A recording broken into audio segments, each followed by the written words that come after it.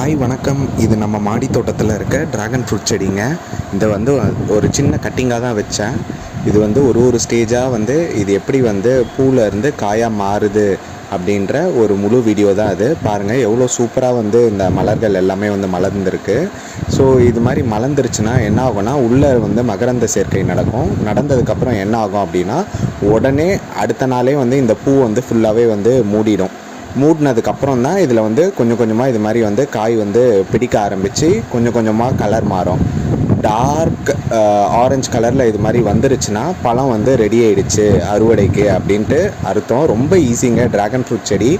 நீங்கள் ஒரு சின்ன கட்டிங் வச்சிங்கனாவே போதும். மாடியிலே ரொம்ப சுவையான ட்ராகன் ஃப்ரூட்டை நம்ம மாடி தோட்டத்தில் இருந்து வளர்த்து நம்ம அறுவடை எடுக்க முடியும். அதுக்கான ஒரு சின்ன வீடியோ தான் பாருங்கள். என் பொண்ணு எவ்வளோ விரும்பி ருசித்து சாப்பிட்றா பாருங்கள். அந்தளவு இனிப்புங்க. நம்ம கடையில் வாங்கினா கூட இந்தளவு இனிப்பாக இருக்காது. ஸோ இதே மாதிரி ட்ராகன் ஃப்ரூட் செடி நீங்களும் உங்கள் வீட்டு மாடி தோட்டத்தில் வளங்க.